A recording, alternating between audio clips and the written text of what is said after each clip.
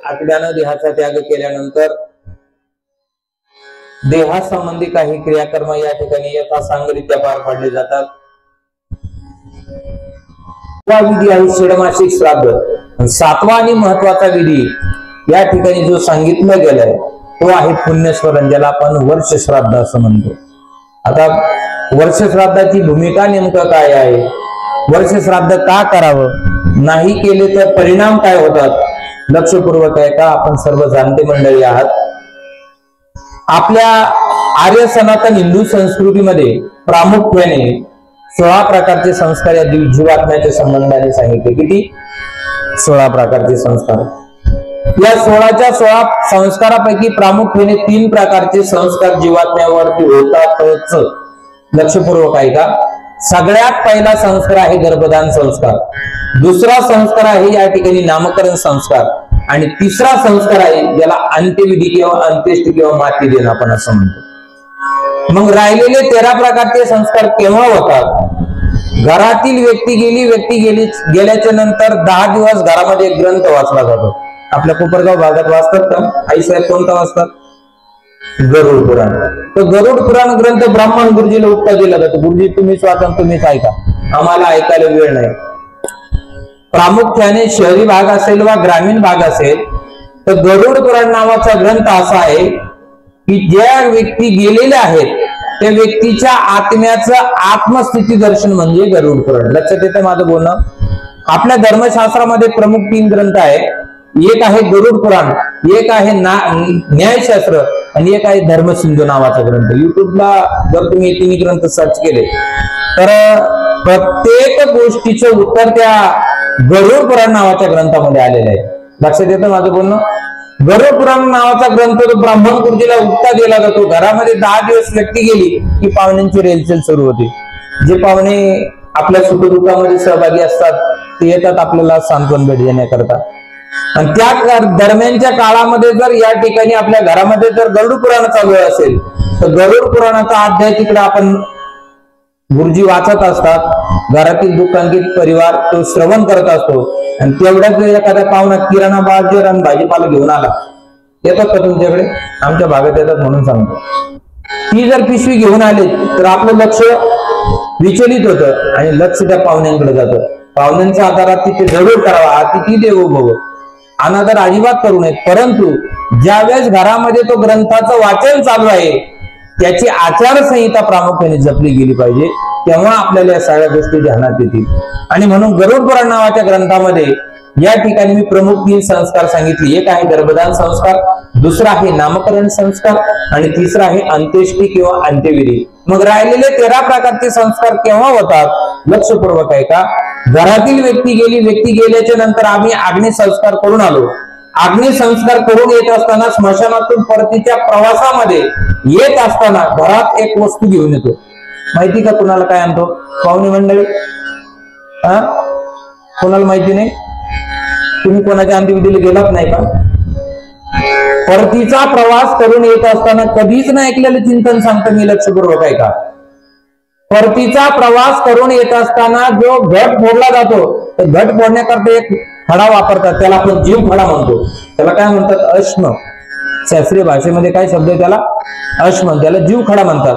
तो जीव खडा आपण घरी घेऊन येतो आणि तो घरी आणल्यानंतर आपण एका उपरण्यात बांधतो, येडे बाबील टाकतो. याच्या पलीकडे आपल्याला माहिती नाही तो का आणायचा, कशा करता आणायचा, त्याचं पुढे काय विल्हेवाट लावायची हे जर तुम्हाला माहित नसेल तर गरुड पुराण वाचा. तो जीव काढा घरी घेऊन यायचा. गेलेल्या व्यक्तीची प्रतिमा जर असेल तर व्यक्तीच्या प्रतिमेच्या समोर तो स्थापित करायचा, एक कोरं वस्त्र ठेवायचं, आणि बरोबर त्या व्यक्तीच्या संबंधाने 13 दिवस त्या व्यक्तीच्या नावाने घरामध्ये दिवा लावतात. तुमच्याकडे लावतात काही साहेब? दिवा लावण्याचा प्रघात असा आहे की एक दिवस ज्या दिवशी आम्ही दिवा लावतो तर राहिलेले 13 दिवस दिवा लावल्याने राहिलेले 13 दिवस त्या व्यक्तीच्या संबंधाने उरलेले 13 प्रकारचे संस्कार त्या जीवात्म्याच्या संबंधाने 13 दिवसामध्ये होतात, म्हणून आपण दिवा लावतो. लक्षात आलं? एखाद्या भगिनीला विचारलं काय तू दिवा लावला का? हा, माझ्या सासून लावला तर म्हणून मी लावते. त्याचं उत्तर तसं नाही बरं का. तर राहिलेल्या 13 संस्काराची पूर्णाहुती होण्याकरिता त्या ठिकाणी ते 13 दिवस घरामध्ये दिवा लावायचा. दिवा लावण्याचं अजून एक मुख्य कारण सांगून जातो. घरातील व्यक्ती गेली, व्यक्ती गेल्याच्या नंतर त्याचं फक्त शरीर जातं, आत्मा कधीच मरत नाही. मी त्याच्यासाठी हा श्लोक फार शहरी भाग म्हणून मी निवडलाय. न जायते म्रियते वा कदाचित नायम भूत्वा भवितवान भूया अजो नित्य शाश्वतोयम पुराणो न हन्यते हन्यमानेन शरीरे. या श्लोकाचा अर्थ असा आहे, आत्म्याच्या संबंधाने भगवान श्रीकृष्ण परमात्मा अर्जुनाला गीतेमध्ये उपदेश करत असताना, दुसऱ्या अध्यायामध्ये बोलत असताना, या ठिकाणी 20व्या क्रमांकाच्या श्लोकावर निरूपण करत असताना सांगतात की देह दृष्टीने आम्ही नाशवान असलो तरी आत्मदृष्टीने आम्ही त्या अविनाशी परमात्म्याचे अंश आहोत. तुकोबारांचं प्रमाण सांगतो मी. अमर आहा खरे की पाहा खोटे हे न म्हणा देह माझा ऐसा मग भरवसा कळेल. आत्म्याला कापण्याचा प्रयत्न केला, आत्मा कापला जात नाही. इकडे लक्ष द्या. आत्म्याला पुरवण्याचा प्रयत्न केला, आत्मा पुरवला जात नाही, पुरलं जातं ते शरीर. आत्म्याला जाळण्याचा प्रयत्न केला, जळलं जात नाही, जळतंय ते शरीर. आत्म्याला या ठिकाणी काहीच केल्यानंतर जर काहीच होत नसेल तर गेलेल्या व्यक्तीचा आत्मा गेला कुठे, असा प्रश्न येतो तुमच्या मनामध्ये. लक्षपूर्वक ऐका बरं, मी प्रश्न विचारणार आहे तुम्हाला. गेलेल्या व्यक्तीला ज्या दिवशी आम्ही अग्निसंस्कार करून आलो त्या व्यक्तीचं शरीर मृत झालं आणि माती मोल झालं. शरीराची होय माती कोणी न येती संगती, या उक्तीप्रमाणे त्या व्यक्तीचं शरीर या ठिकाणी सोडून गेलं तर त्या व्यक्तीचा आत्मा या ठिकाणी मरत नाही, मरतय जळतय ते फक्त शरीर. मग आत्मा एका योनीतून दुसऱ्या योनीमध्ये ट्रान्सलेट होतो. केव्हा होतो? तो आजचा असणारा दिवस आहे. जसं की शहरी भागामध्ये आपण कुठल्याही क्षेत्रामध्ये काम करत असताना एक ऑडिट असतं संस्थेमध्ये, 1 एप्रिल ते 31 मार्च. आणि जसं ऑडिट तपासणी झाली की ऑडिट तपासणीनंतर त्या संस्थेला अ ब क असा दर्जा दिला जातो. तसं या जीवात्म्याच्या संबंधाने एक ऑडिट केलं जातं. पुढे मी विस्ताराने बोलणार आहे. मी आपल्याला मुद्दा सांगत होतो की 13 दिवस या ठिकाणी घरामध्ये दिवा लावतात आणि याच्या बरोबर अजून 5व्या दिवशी देखील आपण दिवा लावतो, 12वीला देखील आपण दिवा लावतो. विश्वमौली ज्ञानोबा सांगतात, 6वीच्या राती न विसंभाव्य वाती. म्हणजे ज्या दिवशी 6वी येते ना, 6वीचा टाइम आहे का 7 ते 9, 9 ते 11, 12 ते 3 असं पिक्चर टाइमिंग वरती कधी येऊ शकते. ती 6वी केव्हाही येऊ शकते आणि बाळाचं भविष्य लिहून जाऊ शकते. म्हणून विद्येचं पूजन करतो आणि या निमित्ताने त्या ठिकाणी दीप प्रज्वलित करतो. तमसो मा ज्योतिर्गमय, अज्ञान रूपी अंधकारातून तेजोमय प्रकाशाकडे जाण्याचा मार्ग जो असेल तो दिवा या ठिकाणी आम्हाला प्रामुख्याने दाखवतो. म्हणून या ठिकाणी प्रत्येक कार्याच्या वेळेस दीप प्रज्वलन प्रामुख्याने केलं जातं. आणि मग दुःखाचा प्रसंग असेल त्यावेळेस देखील दिवा लावला जातो आणि सुखाचाही प्रसंग असेल, मंगल कार्य असेल त्यावेळेस देखील दिवा लावला जातो. दिवा लावण्याचं मुख्य प्रघात प्रयोजन जर काय असेल तर त्या व्यक्तीच्या संबंधाने 13 दिवस आपल्याला प्रामुख्याने राहिलेले 13 प्रकारचे संस्कार त्या जीवात्म्याच्या संबंधाने या ठिकाणी केले जातात. म्हणून या अर्थाने या ठिकाणी 13 दिवस या ठिकाणी घरामध्ये दिवा लावला जातो. आणि या अर्थाने बोलत असताना गरुड पुराणकार या ठिकाणी सांगतात की आत्मा मरत नाही, आत्मा जळत नाही, आत्मा काहीच केल्याने जर काहीच होत नसेल तर मग गेलेल्या व्यक्तीचा आत्मा गेला कुठे, असा प्रश्न मी तुम्हाला उपस्थित केला होता. त्या व्यक्तीचा आत्मा एका योनीतून या ठिकाणी दुसऱ्या योनीत ट्रान्सलेट होतो. कसा होतो? आता इकडे लक्ष द्या. 10व्याच्या दिवशी 10 पिंड तर्पणशास्त्र विधीनुसार आपण संपन्न केली. 10 पिंड तर्पणशास्त्र विधीनुसार संपन्न करत असताना त्याची देखील आचारसंहिता या ठिकाणी गरुड पुराणामध्ये सांगितली. आपण जर घरामध्ये जीन्स पॅन्ट टी शर्ट घालत असलो ना, दशक्रिया विधीच्या निमित्ताने जीन्स पॅन्ट टी शर्ट घालून अजिबात पिंडदान करायचं नाही. त्याचं कारण असं आहे की गेलेल्या व्यक्तीच्या निमित्ताने सोपस्कर विधी जर आपण यथोचित पार पाडले तर त्या व्यक्तीच्या आत्म्याला मोक्षगती, ज्याला आपण सद्गती म्हणतो, ती या ठिकाणी प्रामुख्याने लाभत असते. आणि म्हणून 10व्याच्या दिवशी 10 पिंड संपन्न केली की त्या ठिकाणी पिंडाला काकस्पर्श झाला की त्या दिवसापासून त्या व्यक्तीचा आत्मा इहलोकातून परलोकात जाण्याकरता प्रवास त्याचा सुरू होतो. आता इकडे लक्ष द्या. 10व्याचे 10 दिवस, पुढचे 3 दिवस 13वा विधी. 13व्याच्या दिवशी देखील आम्ही पिंडदान विधी या ठिकाणी संपन्न करतो. पिंडदान विधी संपन्न झाला रे झाला की त्या दिवशी त्या व्यक्तीचा आत्मा पुन्हा आकाशाच्या निर्माण पोकळीमध्ये भ्रमंती करतो आणि या ठिकाणी त्याचं यमदरबाराकडे वाटचाल सुरू होते. यमदरबाराकडे जात असताना पुढे एक वैतरणा नावाची नदी आहे. वैतरणा नावाची नदी अशी आहे ती आपल्या पुण्यसलीला पापनाशिनी आत्मकल्याणदायिनी गोदावरी सारखी पवित्र नाही. ती वैतरणा नावाची नदी अशी आहे तिथे मल आहे, मूत्र आहे, गाणीचं साम्राज्य आहे, विष्ठा आहे आणि तिथे एक कामधेनू नावाची गाय आहे. ती कामधेनू नावाची गाय त्याच जीवाला सहाय्य करते की ज्या व्यक्तीने जीवनामध्ये आल्याच्या नंतर एकदा तरी गायीला घास दिलेला असेल. लक्षपूर्वक ऐका बरं का. ज्या व्यक्तीने जीवनामध्ये आल्याच्या नंतर गोदान केलेलं असेल. तुम्ही म्हणाल पप्प्या पप्पीच्या इंदाबादाची खोली आम्हाला गाय कुठं पाळायची शहरात, तुम्ही अजिबात पाळू नका. पण तुमच्या गल्लीमध्ये फिरणारी गाय येते ना, आई साहेब येते ना गाय, आल्याच्या नंतर तिला एक हळदी कुंकू लावा, तिच्या पायावर पाणी टाका आणि एक चतकुर भाकरी त्या गायीला खाऊ घाला. हीच तुमच्या जीवनातली वेगळी गो, हीच तुमच्या जीवनातली गोसेवा. वेगळी गोसेवा करण्याचं काहीच कारण नाही. तुलसी वृक्ष न जानिए, गाय ना जानिए ढोर, और माता पिता मनुष्य न जानिए, ये तीनों नंद किशोर. तुलसीला वृक्ष मानू नये, गायीला ढोर मानू नये आणि माता पित्यांना मनुष्य मानू नये. ही साक्षात भगवंताचे अंश आहेत. म्हणून या ठिकाणी मातृदेवो भव, पितृदेवो भव, आचार्य देवो भव आणि अतिथी देवो भव आपली संस्कृती आम्हाला सांगते. मी आपल्याला मुद्दा सांगत होतो की या ठिकाणी गरुड पुराणाच्या सिद्धांतानुसार, तर्पणशास्त्र विधीनुसार या ठिकाणी वैतरणा नावाच्या नदीच्या प्रवासाकडे आपल्याला ज्यावेळेस वाटचाल सुरू होते तर त्या वाटचालीमध्ये 13व्या दिवसानंतर त्या जीवात्म्याचा प्रवास वैतरणा नदीपर्यंत जाण्याकरता त्या आत्म्याला 28 दिवस लागतात. किती दिवस लागतात? 28. आता इकडे लक्ष द्या. 10वेचे 10 दिवस, पुढचे 3 किती झाले पाहुणे? हे पण मी सांगू का? 13 अधिक 28 किती झाले? लागले मोबाईल चाळायला. 13 अधिक 28 मिळून झाले 41. 41व्या दिवशी तो जीवात्मा वैतरणा नावाच्या नदीच्या काठापर्यंत जातो. लक्षपूर्वक ऐका, तुम्हाला मला प्रत्येकाला जायचंय. आपल्याला जर आपला प्रवास सुखकर करायचा असेल तर एवढी गोष्ट ध्यानात घ्या. 41व्या दिवशी तो जीवात्मा वैतरणा नावाच्या नदीच्या काठापर्यंत जाऊन पोहोचतो. तिथे एक कामधेनू नावाची गाय आहे, ज्या माऊलीनं तिला चोखंडभर भाकरी दिलेली आहे आणि एक लोटाभर पाणी त्या गायीला समर्पित केलंय, जल समर्पित केलंय. तिथं तो प्रवास तुमचा सुखकर होतो आणि तो प्रवास सुखकर झाल्याच्या नंतर त्या ठिकाणी तो प्रवास सुखकर होण्याकरता एकूण 60 दिवसांचा कालावधी लागतो. प्रवासाचा कालावधी किती सांगितला? आता परत रिवर्स गेअर टाकतो. पहिले 10वेचे 10 दिवस, पुढचे 3 13, नंतरचे 28 41. 41 अधिक 59 टोटल किती झाली पाहुणे मंडळी? गणित फेल का तुम्ही सारे? किती झाले? 41 अधिक 59 कोणालाच येत नाही का?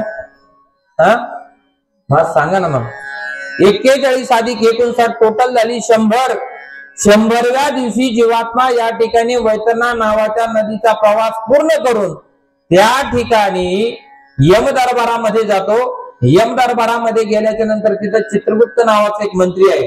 जसं गल्लीमध्ये भांडणं झाल्याच्या नंतर आपले गल्ली गल्लीत मिटले तर बरे, नाही ते भांडणं कुठे जातात? कोर्टात जातात.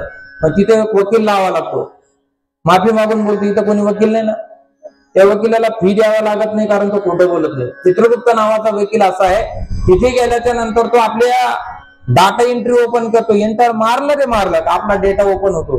बालपणापासून जन्मापासून अंतःकरणाच्या शेवटच्या श्वासापर्यंत तो आपला डेटा दाखवतो. कोणाचे बांध कोरले, कोणत्या बायांचे भांडण लावून दिले, कोण म्हणतं चित्रगुप्त, मी नाही म्हणत. कोणत्या जावांमध्ये समन्वय नाही ठेवलं, कोण म्हणतं चित्रगुप्त आठवण करून देतो. अरे तुमच्या घरामध्ये एक म्हातारी आजी होती, तिला वेळ प्रसंगी 70 भाकरी दिली नाही, इकडे काय तू नवरात्र करते 9 दिवसात.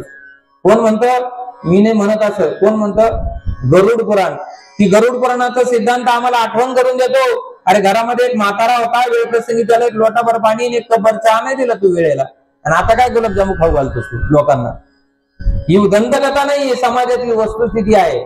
आणि म्हणून तो चित्रगुप्त नावाचा वकील तिथे गेल्याच्या नंतर आम्हाला या ठिकाणी आठवण करून देतो. इकडे लक्ष द्या, चित्रगुप्त इकडे लक्ष द्या. आता माझ्या समवेत सगळ्यांच्या खिशामध्ये अँड्रॉइड मोबाईल. या अँड्रॉइड मोबाईलच्या डिस्प्लेला ते चित्र दिसतं जे रेकॉर्ड आपण मेमरी कार्ड मध्ये सेव्ह करून ठेवलेले.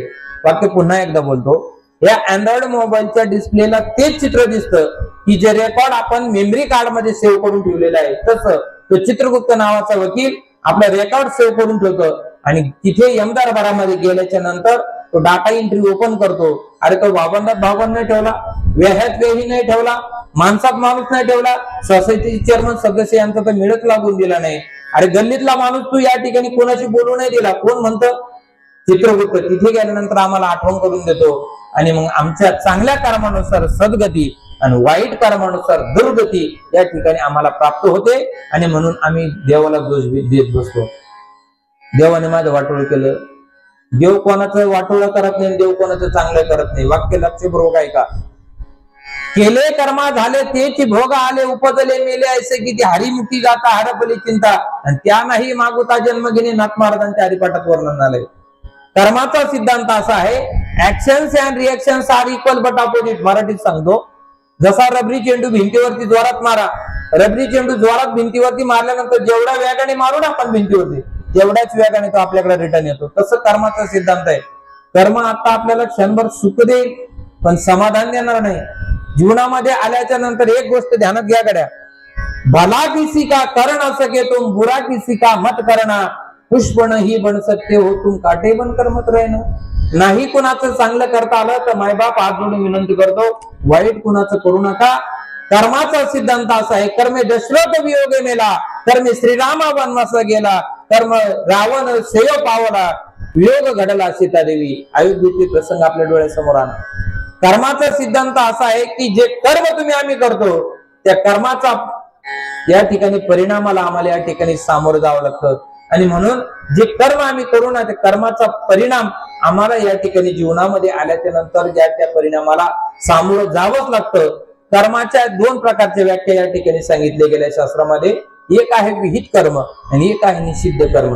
केलेल्या कर्मानं जर समोरच्या व्यक्तीच्या अंतःकरणाला जर समाधान अवस्था प्राप्त झाली त्याला म्हणतो सत्य कर्म, ज्याला आपण काय म्हणतो चांगलं कर्म. आणि एखाद्या व्यक्तीच्या केलेल्या कर्मामुळे समोरच्या व्यक्तीच्या जनसमुदायावर म्हणा किंवा व्यक्तीच्या मनावर म्हणा जर वेगळे आघात झाले किंवा दुष्परिणाम झाले तर त्याला म्हणतो निषिद्ध कर्म किंवा वाईट कर्म. आणि म्हणून वारकरी साधक जगद्गुरु तुकोबारायांकडे गेले. तुकोबारायांकडे गेल्याच्या नंतर त्यांनी असा प्रश्न उपस्थित केला, महाराज त्या मृत्यू लोकांमध्ये आम्ही जन्माला आलो, इथे जन्माला आल्याच्या नंतर आम्ही असं कुठल्या प्रकारचं कर्म करावं की जेणेकरून आमच्या चित्ताला समाधान अवस्था प्राप्त होईल. त्यावेळी जगद्गुरु तुकोबाराय या ठिकाणी उत्तर देतात, तुका म्हणे सत्य कर्मा व्हावे साह्य, आणि घातली या भय नरका जाणे, विषय तो त्यांचा झाला नारायण न आवडे जनधन. माता पिता कर्माच्या परिणामानुसार या ठिकाणी आपल्याला फलश्रुती या ठिकाणी आपल्या पदरामध्ये मिळत असते. आणि म्हणून आपल्या कर्माचा परिणामाचा अभ्यास करण्याकरता तो चित्रगुप्त नावाचा वकील त्या वकिलाला या ठिकाणी अभ्यास करण्याकरता इकडे लक्ष द्या 265 दिवसाचा कालावधी लागतो. किती दिवसाचा? 265 दिवसाचा. वर्षाचे दिवस किती? 365. पहिले 100 अधिक 265 टोटल झाली 365. म्हणून करावं लागतं ते वर्ष श्राद्ध. लक्षात आलं? श्रद्धेनं केलेलं कर्म त्याला म्हणायचं वर्ष श्राद्ध. श्रद्धया क्रियते इति श्रद्धा. गेलेल्या व्यक्तीच्या स्मरणार्थ त्या ठिकाणी आम्ही वर्षभरामध्ये काही पुण्य करायचे असतात. 10वा असेल, 13वा असेल, मासिक श्राद्ध असेल, षडमासिक श्राद्ध असेल व पुण्य स्मरण असेल, त्या व्यक्तीच्या संबंधाने आम्हाला वर्षभरामध्ये काही पुण्यकर्म करावे लागतात. आजच्या दिवशी बरोबर 12 वाजताच्या आत तो या ठिकाणी व्यक्तीचा आत्मा कावळ्याच्या रूपाने घराच्या भोवती येतो आणि क्षणार्धात या ठिकाणी घरटी घालून निघून जातो. आणि आजच्या दिवशी त्या व्यक्तीच्या आत्म्याला मोक्ष गती प्राप्त होते. केव्हा? आजच्या दिवशी. म्हणून करायचं असतं ते श्राद्ध. एखाद्याला विचारलं श्राद्ध का करायचं? मी आजी घालीत होती म्हणून माझ्या बापाचं नाही घातलं आणि आता मला पुढच्या पिढीचं करायचं. असं नाही माझ्या बाबतीत. आपल्याला गेलेल्या व्यक्तीच्या संबंधाने आपल्या या ठिकाणी जे पूर्वज आहे त्या पूर्वजांना संतुष्ट करण्याकरता या ठिकाणी पितरांचं पिंडदान आम्हाला या ठिकाणी करणं अनिवार्य आहे. जर पिंडदान झालं नाही तर पितृदोष नावाचा दोष आपल्याला लागतो. मग मुला मुलीचं लग्न असेल, विवाह कार्य असेल, एखाद्या वेळेस अगणितपणे पाहुणे येतात, जमतात, अचानकपणे विस्कळीतपणा येतो. त्यावेळेस म्हणतो काहीतरी अडचणी आपल्या घरामध्ये निर्माण झाल्या. ती अडचण म्हणजे पितृदोष असतो. मी तुम्हाला कर्मकांडाकडे मुळीच नेत नाही.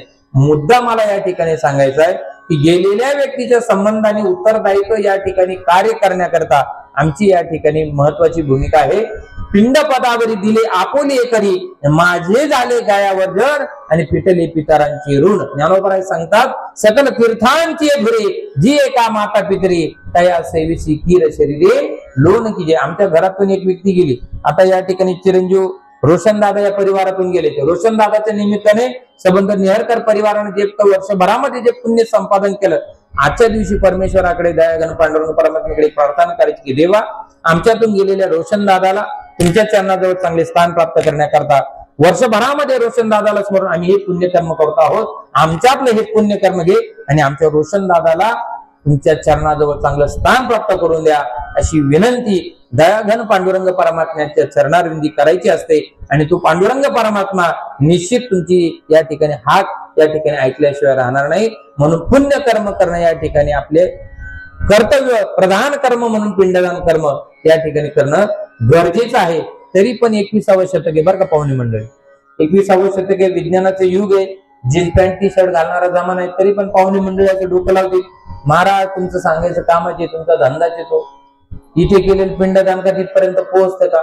कसं पोहोचतं? विज्ञानाच्या आधारे मी तुम्हाला 21व्या शतकात विज्ञानाला पटेल असा दृष्टांत मी सापडून ठेवलाय. लक्षपूर्वक आहे का? एक मुलगा अमेरिकेत शिक्षण घेण्याकरता गेला. अमेरिकेत शिक्षण घेण्याकरता गेला, त्याने आपल्या मुलांना शिक्षण घेत असताना त्याने आपल्या वडिलांना फोन लावला. बाबा मी सोन्या बोलतोय. हा बोल बाळा काय परिस्थिती बाबा गावाकडची?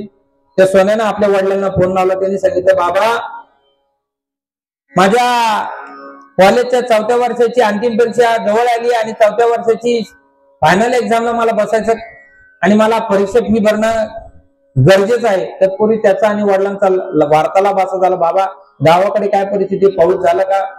त्यांनी सांगितलं रोजंदारीची उपलब्धता नाहीये वगैरे वगैरे शेतीविषयक त्यांच्या प्रामुख्याने चर्चा झाल्या. आणि नकळत बोलत असताना तो मुलगा बापाप्रती एक वाक्य बोलून गेला, बाबा काहीच काळजी करू नका, 2 महिन्यानंतर 2 लाख रुपये प्रति महिन्याचं पॅकेज मला नोकरीच्या निमित्ताने मिळणार आहे बाबा. पण अडचण एक आहे. अडचण बघा काय सांगितली त्या मुलानं, बाबा अडचण एक आहे की मला 2 लाख रुपये परीक्षेची फी भरणं, बाकी काही करा बाबा पण 2 लाख रुपये पाठवून द्या. त्या स्वाभिमाना बापानं या ठिकाणी हातात सर्व काम बाजूला ठेवलं, गावच्या पाटलाकडे गेला. पाटलाकडे पदर पसरला, पाटील द्या हो माया पोराला पैसे.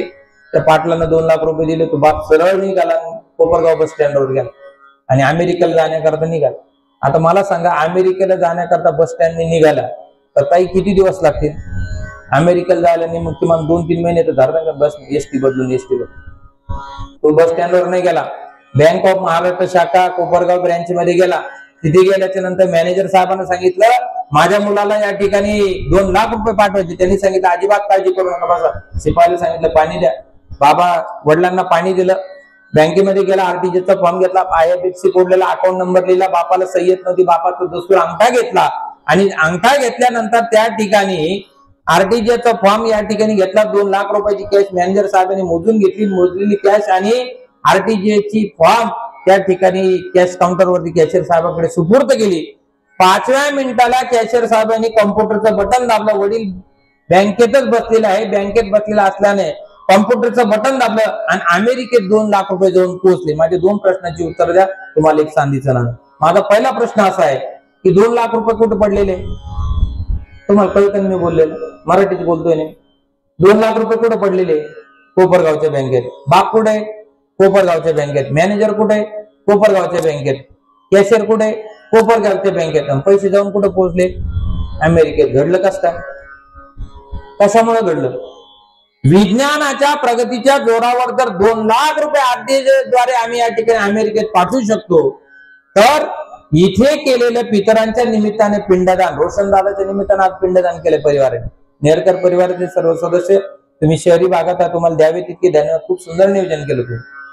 रोशनदादाच्या निमित्ताने तुम्ही पिंडदानाचा सोहळा केला. त्या आईला किती दुःख असेल, त्या परिवाराला किती दुःख असेल. जर मी सुरुवातीला प्रस्तावनेमध्ये बोलून गेलो, व्यक्ती गेल्याच्या नंतर त्या व्यक्तीची किंमत आपल्याला कळत असते. जोपर्यंत असते ना तोपर्यंत आपण प्रत्येकाला धुसफूस करत असतो. ज्या दिवशी व्यक्ती गेली का मग व्यक्तीचं मूल्यांकन कळतं. अरे जोपर्यंत होतं त्यांना मिली असं बरं नाही बघितलं, पण व्यक्ती गेल्याच्या नंतर मग आपल्याला पदोपदी आठवण होते, अरे मी जर त्याला बोलले नसते तर आज त्याच्या मनावरती आघात झाला नसता. माफी मागून एक वाक्य बोलतो, प्रत्येकालाच या भूमिकेमधून जायचंय, परंतु भगवान परमात्म्याने जेवढं आयुष्य बहाल केलंय त्या आयुष्याच्या शिदोरीमध्ये आपल्याला जीवन जगत असताना फक्त आणि फक्त एवढंच करा की भगवंताने जेवढं आयुष्य दिलं ते सत्काराने लावा आणि चांगल्या प्रकारचं जीवन या ठिकाणी प्रामुख्याने तुम्ही जगा। आणि गरुड पुराणाचा सिद्धांत देखील हाच आपल्याला सांगतो की जीवनामध्ये आल्याच्या नंतर तुका म्हणे एक मरणची सरे आणि उत्तमची उरे कीर्ती मागे, या न्यायाप्रमाणे त्या ठिकाणी जसं पिंडदान या नेहरकर परिवाराने केलं आणि आजच्या दिवशी रोशन दादाला या ठिकाणी मोक्ष गती प्राप्त झाली, त्यामध्ये तीळमात्र शंका नाही। कारण वर्षभरामध्ये या नेहरकर परिवारानं त्या गेलेल्या सदस्यांच्या संबंधाने, रोशनदादाच्या संबंधाने या ठिकाणी जे मासिक श्राद्ध असेल, दशक्रिया असेल, 13वा असेल व षडमासिक श्राद्धाने आजचं पुण्य स्मरण असेल, हा विधी या नेहरकर परिवाराने सोपस्कर रीतीने या ठिकाणी पार पाडलेला आहे। मी आपल्याला मुद्दा सांगत होतो की जसं बँकेतले पैसे 2 लाख रुपये RTGS द्वारे या ठिकाणी पोहोचले, तसं पितरांच्या निमित्ताने इथे केलेले पिंडदान हे तिथपर्यंत पोहोचतं। पिंड पदावरी दिला आपोले करी माझे झाले गयावर्जन आणि फिटले पितरांचे ऋण। जर तुम्ही पिंडदान जर केलं नाही तर गेलेले पितर तुम्हाला असंतुष्ट होऊन या ठिकाणी तुम्हाला पितृदोष नावाचा दोष तुमच्या पदरामध्ये देतात। याला पुरावा सांगतो, तुका म्हणे पितर आशीर्वाद देती कल्याण चिचिता कुळा। कोणी जर पिंडदान केलं तर ते आशीर्वाद देतात, जर तुम्ही पिंडदान केलं नाही तर ते तुम्हाला आशीर्वादाच्या बदली तुम्हाला या ठिकाणी पितृदोष देखील देतात। आहा कटा त्यांचे करीती पितर वंश दुराचारी पुत्र झाला। गेलेला पुत्र तिथून तुम्हाला सांगतो, अरे मी घराकरता एवढं केलं, कुटुंबाकरता एवढं केलं, तुम्ही माझ्यासाठी एवढंच देखील करू शकत नाही, तिथून ते पितर या ठिकाणी आपल्याला दोष देतात। अजून एक विज्ञानाचं उदाहरण सांगतो, तुम्ही बसलेले आहात, तुम्ही म्हणाल पिंडदान तिथपर्यंत पोहोचतं का, याच्यासाठी अजून एक उदाहरण सांगतो। तुमच्या समवेत माझ्या समेत प्रत्येकाच्या खिशामध्ये अँड्रॉइड मोबाईल आहेत ना। अन्न वस्त्र निवारा आणि मोबाईल ह्या मूलभूत गरजा झालेल्या आहे, बरोबर आहे ना। अन्न वस्त्र निवारा आणि मोबाईल, बरोबर आहे ना पाहुणे मंडळी। मोबाईल शिवाय जीवनच नाही माणसाचं, कारण जेवताना मोबाईल लहान मुलांना, झोपताना मोबाईल, गाडीमध्ये प्रवासात मोबाईल, ज्या क्षणी आपण निवांत आहे त्या क्षणी आपल्या हातामध्ये मोबाईल असतो। काळाची गरज आहे, विज्ञानाचे युग आहे, त्याचा वापर सुयोग्य करावा, गैरवापर करू नये। काळाची गरज आहे, ते साधनं अत्याधुनिक युगाबद्दल बदलत्या काळानुसार आपण आपल्या जीवनामध्ये बदल करून घेतला पाहिजे आणि त्यानुसार आपल्या प्रत्येकाच्या मोबाईल मध्ये एक ऍप आहे बघा, फोन पे, माहिती तुम्हाला। आता माझा नंबर तुमच्याकडे नाहीये, मी तुम्हाला सांगितलं 9922827548 हा माझा नंबर आहे। फोन ऍप मध्ये जा, फोन पे वरती हा नंबर क्लिक करा आणि 1000 रुपये सेंड करा। तुमच्याकडे माझा नंबर आहे का पाहुणे? मी नंबर सांगितला, तुमच्याकडे माझा नंबर आला आणि तुम्ही 9922827548 वर 1000 रुपये फोन पे सेंड केले, क्षणार्धात 1000 रुपये तुमच्या खात्यातनं माझ्या खात्यामध्ये येऊन पडले। कशाच्या द्वारे झाले? विज्ञानाच्या, तंत्रज्ञानाच्या आणि आधुनिकीकरणाच्या युगामुळे ते 1 लाख रुपये ट्रान्झॅक्शन, 1000 रुपये ट्रान्झॅक्शन झालं। 1 लाख रुपये नका देऊ तुम्ही, 1000 रुपये ट्रान्झॅक्शन झालं। 1000 रुपये ट्रान्झॅक्शन झालं, हे पण कशाच्या द्वारे झालं? तुमचा आणि माझा काही संबंध नाही, मी पुणतांब्याला राहणार आहे आणि तुम्ही फक्त माझा नंबर घेतला आणि एक नंबर घेतल्यामुळे तुम्ही मला संपर्क केला आणि तुम्ही काय केलं, फोन पेचा ऍप नुसार माझ्या नंबरवर डायल केलं। तसं आजच्या दिवशी रोशन दादाच्या फोन पे वर आपल्याला डायल करायचं की दादा हे तुझ्या निमित्ताने हे एवढं अन्नदान केलं, एवढे पाहुणे रावळे जमले, त्यांना स्मरून, तुला स्मरून आम्ही त्यांच्या निमित्ताने पिंडदान करतो, तुला स्मरून आम्ही तुझ्या निमित्ताने अन्नदान करतो। अन्नदानात, पिंडदानात जे पुण्य आहे ते गेलेल्या व्यक्तीच्या अकाउंट वरती जमा होतं। आलं लक्षात? जसं फोन पेच्या नंबर वरती 1000 रुपये जमा झाले ना, तसे रोशन दादाकडे आज एक पुण्य कर्म जमा झालं आणि म्हणून गेलेल्या व्यक्तीच्या संबंधाने वर्षभरामध्ये आम्हाला हे पिंडदान या ठिकाणी प्रामुख्याने करायचे असतात आणि म्हणून या निमित्ताने नेहरकर परिवारानं देखील सुंदर असं आयोजन केलं आणि या रोहन दादाला निश्चितच भगवान परमात्मा या ठिकाणी आपल्या कर्मगतीनुसार सद्गती प्राप्त करून देणार आहे, यामध्ये तीळ मात्र शंका नाही। आणि म्हणून जीवन जगत असताना नाही कुणाचं चांगलं करता आलं तर करू नका, पण वाईट कुणाचं या ठिकाणी करू नका, कारण जीवनामध्ये सिद्धांत असा आहे कि भला किसी का कर न सके तुम, बुरा किसी का मत करना, पुष्प नहीं बन सकते हो तो काटे बनकर मत रहना। या कर्माच्या गतीनुसार आपल्याला प्रत्येकाला फळ या ठिकाणी आपल्या पदरामध्ये पडणार आहे। जीवन जगत असताना आपल्या प्रत्येकाच्या जीवनामध्ये एवढ्याही चुका करू नका की त्या खोटरबरच्या अगोदर पेन्सिल संपून जाईल, आणि जीवनाचा चुका खोडत असताना त्या खोटरबरचा एवढाही वापर करू नका की त्या जीवनातल्या चुका खोडता खोडता आयुष्याचं पान फाटलं जाईल। एवढ्या चुका करू नका।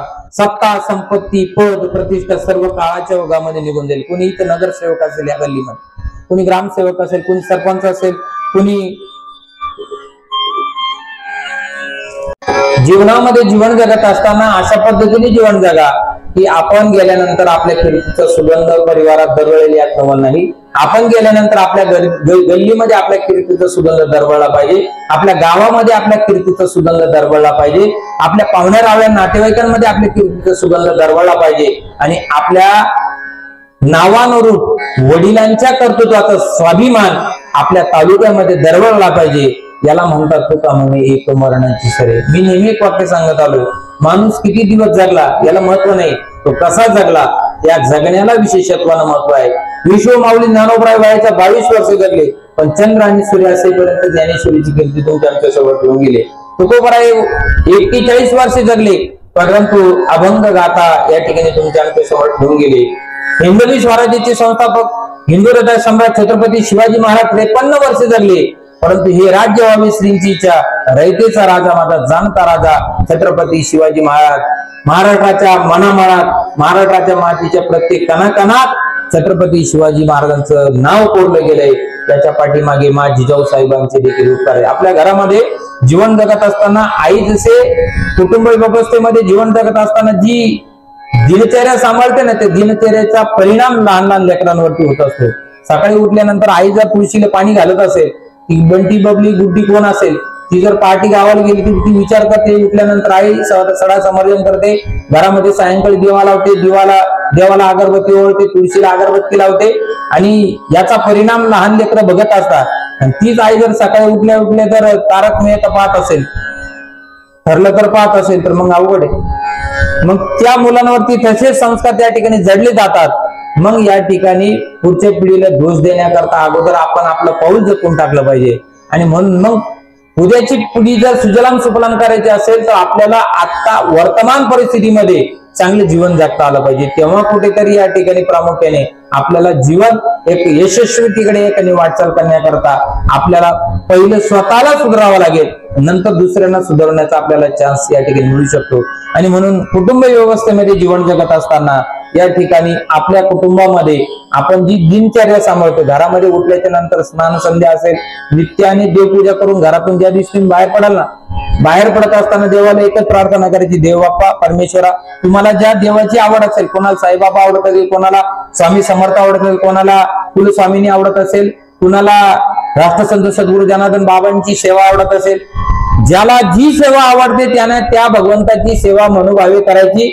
घरातून बाहेर पडत असताना आजपासून प्रत्येकाने एक वाक्य ध्यानात घ्यायचं, बाहेर पडत असताना आपल्या घरातील देवांना नमस्कार करायचा, भगवंता तुला स्मरून आजचं हे जीवन माझं या ठिकाणी तुझ्या चरणात विंदी वाहतोय।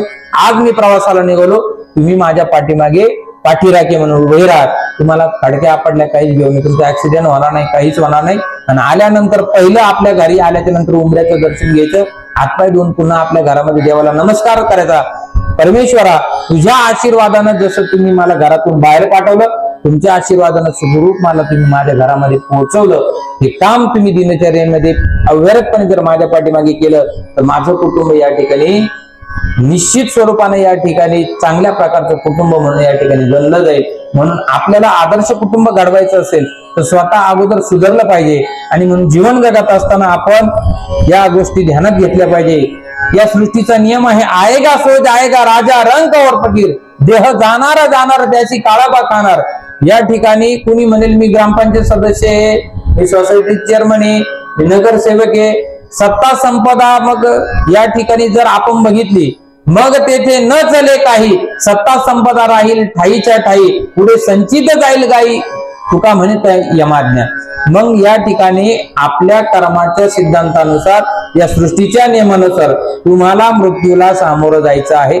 जसं दिवस उगवला, सूर्य उगवला का तो मावळ तिकडे आहे, जीवनामध्ये सुख आलं की दुःख आहे, ऊन आली की सावली आहे, तसं प्रत्येकाच्या जीवनामध्ये मरण हे अटळ आहे। मरण हे कुणी चुकू शकलेलं नाही. आणि म्हणून एका युनिटून ट्रान्सलेट होण्याचा कालावधी म्हणजे वर्षश्राद्ध. असं रोशनदादाचं वर्षश्राद्ध या नेहरकर परिवाराने केलं. आणि म्हणून जीवनामध्ये आल्याच्या नंतर फक्त संत विचार युगराज सद्गुरु गंगागिरी महाराज, स्वानंद सुखनिवासी नित्यस्मरणीय गुरुवर्य ब्रह्मलीन सद्गुरु श्री नारायणगिरीजी महाराज, स्वामी रामगिरीजी महाराज, स्वामी रामानंद गिरीजी महाराज, मुक्ताई ज्ञानपीठ श्रीक्षेत्र श्री क्षेत्र पुणतांबा या संत महात्म्याने जी संत विचारधारा आजपर्यंत जपली, संत विचाराने जीवन खऱ्या अर्थाने सुजलाम सुफलाम होतो. पुढे गेलो त्यांचा शोधत मार्ग चला जाऊ माग घेत आम्ही, किंवा या संत विचाराने मार्ग धावून गेले आधी दयानिधी संत तेनेची पण ते चालू जाता न पडे या गुंता कोटी काही.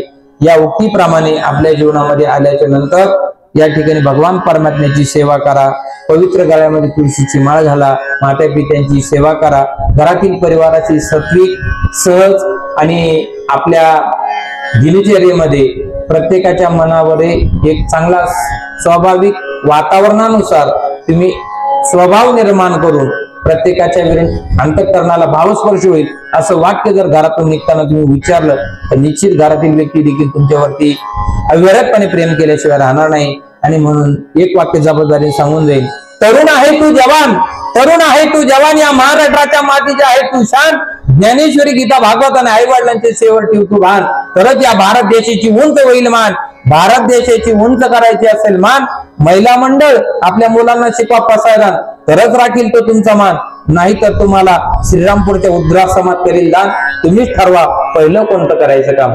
कुंडलिक वरदारी विठ्ठल श्री ज्ञानदेव तुकाराम पंढरीनाथ भगवान माऊली ज्ञानेश्वर महाराज जगद्गुरु तुकाराम महाराज की, स्वर्गीय चिरंजीव रोशन देवीदास नेहरकर यांच्या प्रथम पुण्यस्मरणाच्या निमित्तानं त्यांच्या परिवारातील दुःखांकित परिवार गंगा भागीरथी जानकाबाई देवीदास नेहरकर आई आहेत, श्री मोहन श्रीरंग नेहरकर चुलती आहेत, गंगा भागीरथी कौशल्याबाई श्रीरंग नेहरकर आजी आहेत, सौभाग्यवती मंदाताई मोहन नेहरकर चुलती आहेत, श्री संदीप मोहन नेहरकर बंधू आहेत, त्याचप्रमाणे सौभाग्य क्रांती संदीप नेहरकर वहिनी आहेत, श्री उत्तम आजीनाथ जाधववर दाजी आहेत, सौ राजेश्वरी उत्तम जाधववर भगिनी आहेत, चिरंजीव अर्णव उत्तम जाधववर भाचे आहेत, चिरंजीव अद्वित उत्तमराव जाधववर भाचे आहेत, समस्त नेहरकर परिवार व मित्र परिवार संजय गेट श्रीराम आपल्या सिंगणापूर आपल्या पितृऋणातून उतराई होण्याकरता रोशन दादाच्या निमित्ताने या नेहरकर परिवाराने खूप सुंदर असं आयोजन केलं.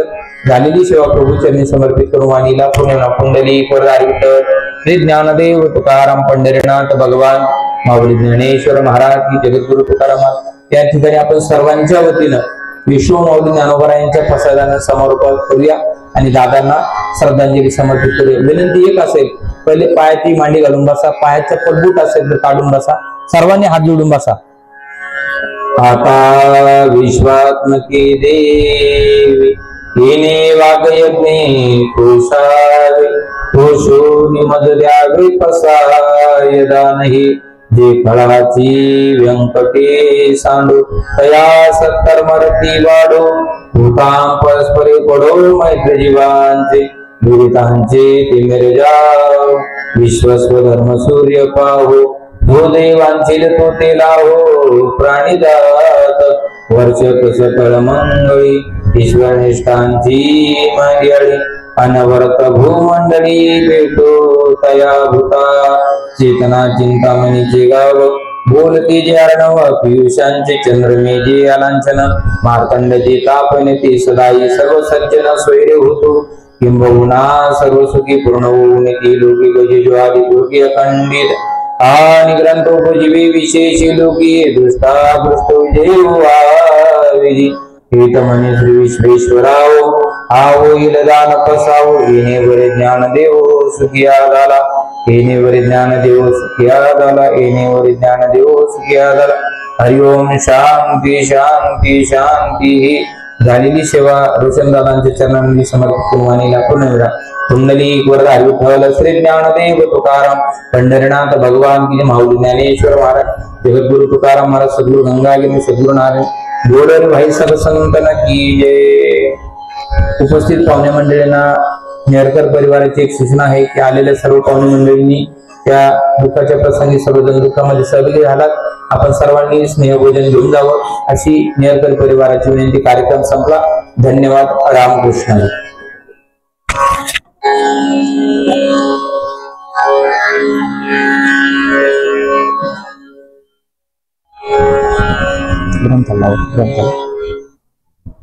आता याच्यावर फोटो घ्या ना माझा.